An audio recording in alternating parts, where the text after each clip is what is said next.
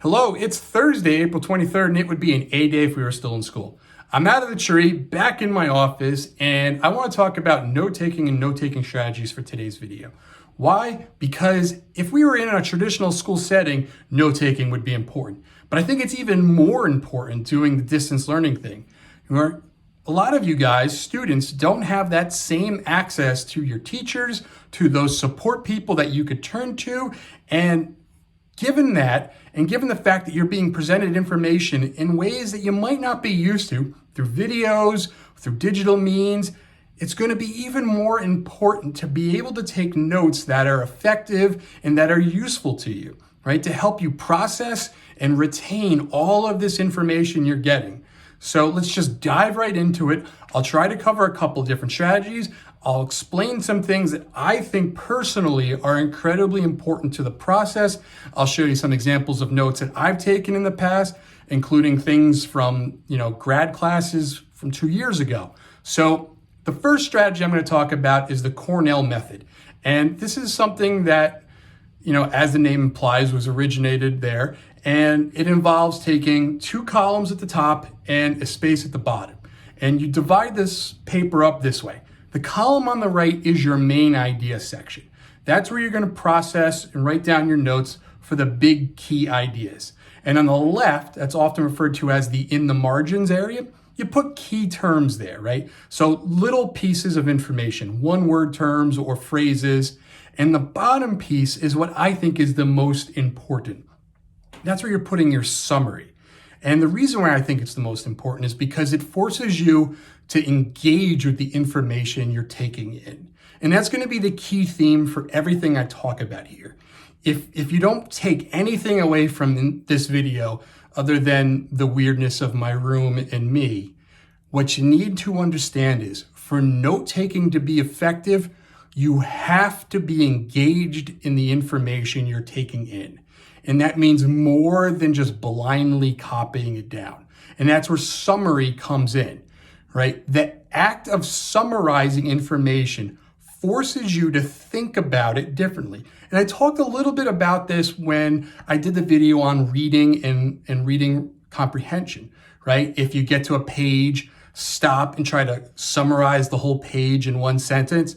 The act of doing that forces you to think very deeply about that page. It's the same thing with note-taking, right? The act of thinking about this chunk of information you've received and then having to analyze it and then translate it into your own words causes you to think deeper about it and really aids in your ability to retain it, right? Because you're processing it on a different level than just writing it down. And that's going to be key. So the Cornell method, main ideas, keywords, summary. And some of you might have used that. You see it used a lot in science classes and social studies classes. It's really good for those informational style texts to process notes with that. Now, moving on from that is a method that's similar in structure. And if students have ever been taught a note-taking strategy in school, it's probably this one. And it's called the 2-column or split page section, right? So you take your piece of loose leaf or notebook and you fold it in half. So you have that nice crease in the middle, and that's how you break up your information, right? And usually what you do is on the left side, main ideas, on the right side, secondary ideas.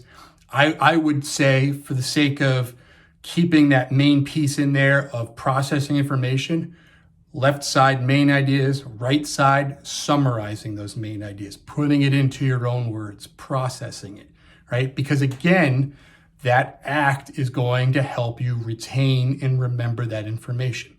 And that's going to be, again, key here. Now, you're reading stuff, you've given materials, particularly now with distance learning, you might be printing information out, and that gets into this whole idea of underlining and highlighting. Maybe you always keep one of these things around, but oftentimes what I've noticed with students when they're highlighting information for notes, they don't really know what to highlight. So what they end up doing is burning out a whole highlighter on a page, and you look at it and the entire thing is highlighted, right? Which really isn't useful. So when it comes to reading a text and trying to figure out what you need to think about, look for subheadings, information that's in bold, right? Information that's set aside. Particularly when you're reading informational text, it's incredibly important to read graphs, read the little citations underneath graphs and images, because there's a lot of key information there, right? And that's where you want to focus. Now, I personally, have had to read a lot of, books in my life, and I've always tried to write in margins. And I said this again in another video. If you have the ability to do so, write in your margins. And one of the things you want to do is to make connections, again, using more of your brain to process information that you're getting, making connections to other pieces, making connections to information you already have will help with your retention of new information. Make questions about what you're reading, right? The act of formulating a question about information you're receiving will help you think deeper about it and help you gain retention. So, here's an example of a book I had from college. This one's old, like 25 years. But, I wrote in the margins, I underlined key things, and I made references to other pieces that were, relevant. Another example, of things that I wanted to take note of.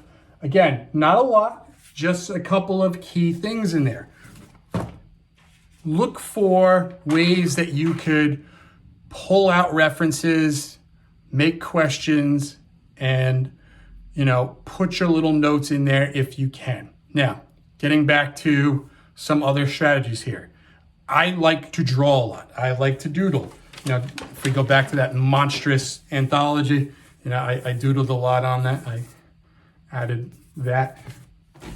Drawing is an actually great way to take notes. In fact, over the last couple of years, there's been a lot of science that has shown that adding drawings to your note-taking can really increase your ability to retain that information. And there's a whole term for it. It's called sketchnoting.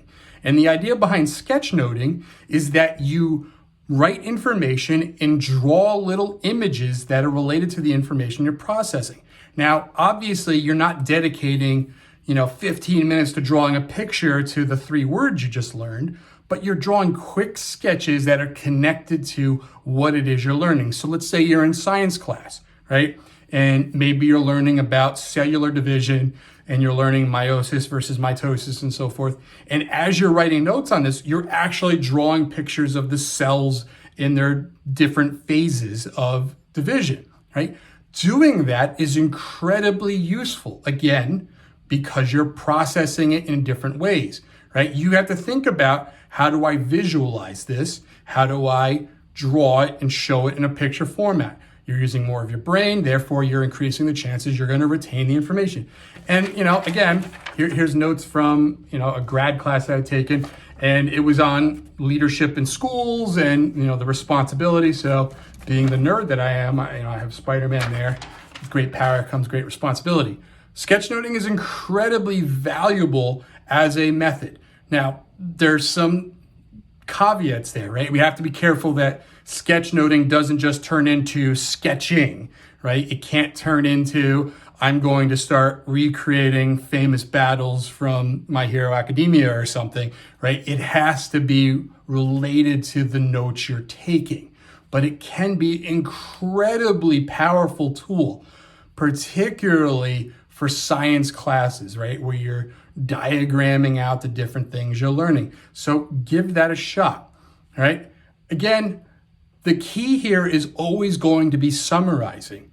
And the final piece I want to say on note-taking is that regardless of whatever strategy you do, right? If you try to write down everything, if you're writing down key bits and phrases, the most valuable thing you can do is at the end of it all, review everything you've written down and paraphrase and summarize.